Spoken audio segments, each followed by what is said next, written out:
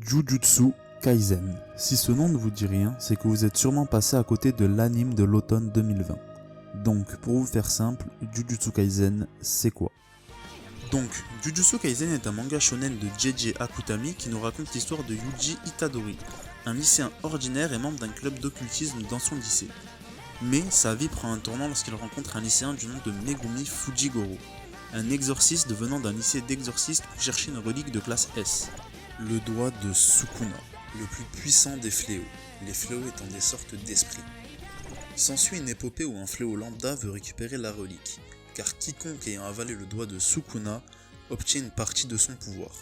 Et pour faire court, Yuji Itadori avale le doigt et devient l'hôte de Sukuna, arrivant partiellement à le maîtriser.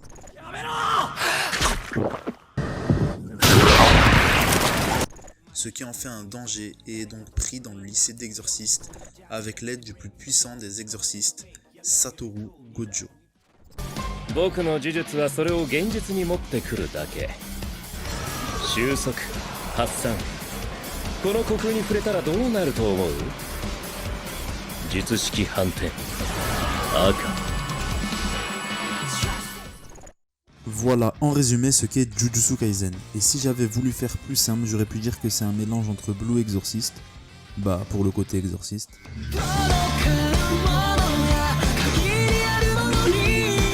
et un peu de Naruto pour le côté hôte d'un démon.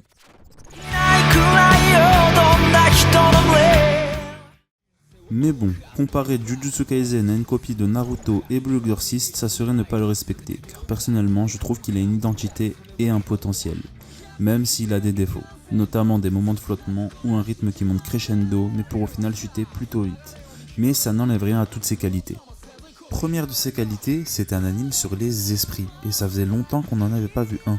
Les seuls qui me reviennent en tête sont Yu Yu Hakusho, Blue Exorcist et Bleach, vers lequel Jujutsu Kaisen tend à ressembler, JJ Akutami étant un fan de Bleach. D'ailleurs, l'épisode 1 a beaucoup de similitudes avec Bleach, et je pense que c'en est un digne successeur. Donc pour ceux qui aiment Bleach et qui en ont marre d'attendre la suite qui devrait arriver en animé, le manga étant fini, je vous conseille de prendre votre mal en patience en regardant Jujutsu Kaisen.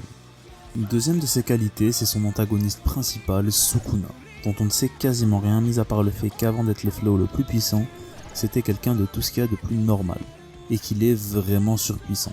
Car ce que je ne vous ai pas dit dans le résumé, c'est que Yuji, au moment où on parle, n'a avalé que 3 doigts de Sukuna.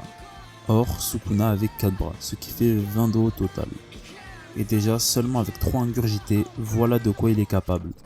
Ryōiki Tenkai.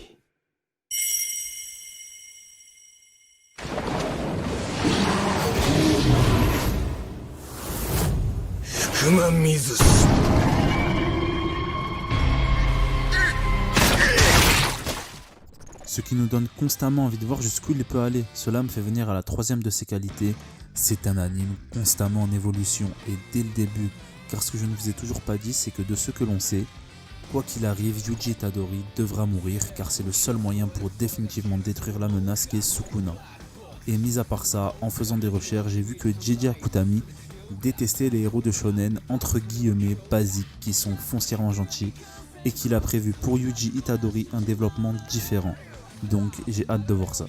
En conclusion, je dirais que Jujutsu Kaisen a son destin en main. Il peut être un phénomène de mode et sombrer dans l'oubli, ou comme l'a dit Kohei Hiroshiki, l'auteur de My Hero Academia, devenir un des piliers du Shonen Jump et perdurer dans le temps.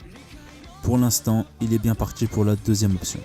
Et en ce qui concerne l'anime, le sujet qui nous intéresse, eh bien c'est du très bon aussi. Comme j'ai dit au début de la vidéo, je le considère déjà comme l'anime de cet automne 2020, avec aux commandes Mappa qui est aussi derrière la saison finale de Shingeki no Kyojin. Donc mon avis sur cet anime, vous pouvez y aller les yeux fermés, vous ne serez pas déçus. En ce qui me concerne, ma vidéo sur le cas Jujutsu Kaisen est finie, en espérant qu'elle vous aura plu. S'il y a des choses que je peux ou dois améliorer, n'hésitez pas à me le dire en commentaire, à vous abonner et laisser un petit pouce bleu. Et je vous dis à la prochaine pour un nouveau cas.